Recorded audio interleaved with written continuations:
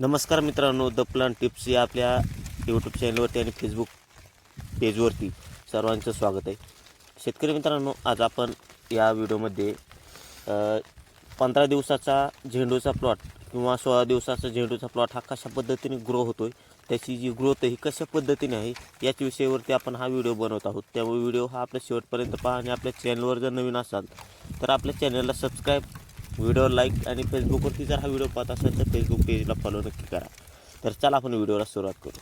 शेतकरी मित्रांनो, आत्ता जो आपण प्लॉट बघत असाल हा प्लॉट साधारणपणे 15 ते 16 दिवसाचा प्लॉट झाला आहे आणि ह्याची ग्रोथ किंवा त्याच्यावरती जो काळुंकीपणा आहे तो बघू शकता आपण कशा पद्धतीचा आपल्याला पाहायला मिळतो. याच्यावरती सर्वात महत्त्वाचं असतं रोप जे असते, आपलं रोप खरेदी करतो नर्सरीमधून त्यावेळेस रोप जी आहे ती निरोगी रोप घेणं, की जेणेकरून नंतर आपल्याला चांगल्या पद्धतीचं त्याचं जे फटवे असतील किंवा फळधारणा असेल चांगल्या पद्धतीने होईल. जर आपण रोप जर खरेदी केलं तर झाड देखील सुधारणार नाही आणि त्याच्यावरती कसल्याही प्रकारचा टवटवीतपणा जो आहे तो पाहायला मिळणार नाही. यामध्ये आपण साधारणपणे 4 आळवण्या केल्या आहेत 15 दिवसामध्ये.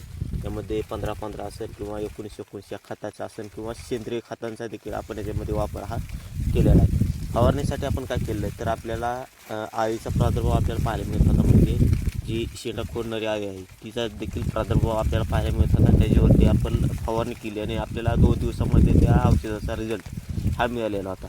आत्ता 16 दिवसाचा किंवा 15 दिवसाचा जो प्लॉट आहे तो प्लॉट आत्ता म्हणजे नवीन जी फांद्या फुटायला स्टेज असते ती स्टेज आता सुरू झाली.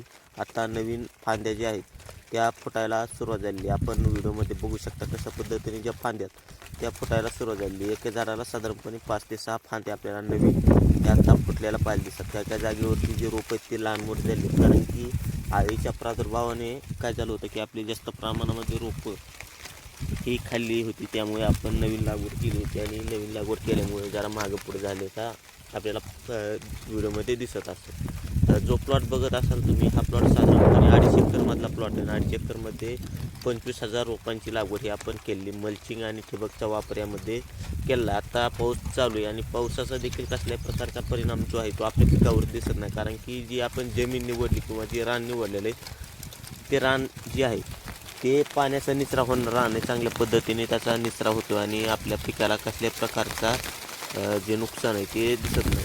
तर आपल्याला कसा वाटला प्लॉट जर आवडला असेल तर आपल्या व्हिडिओला लाईक करा, यूट्यूब चॅनल सबस्क्राईब करा आणि फेसबुकवरती जर हा व्हिडिओ पाहत असाल तर फेसबुक पेजला फॉलो नक्की करा. आपण आपल्या यूट्यूब चॅनलचं नाव बदलून आपण द प्लांट टिप्स हे नाव ठेवलेले, तर आपल्या चॅनलला सबस्क्राईब नक्की करा.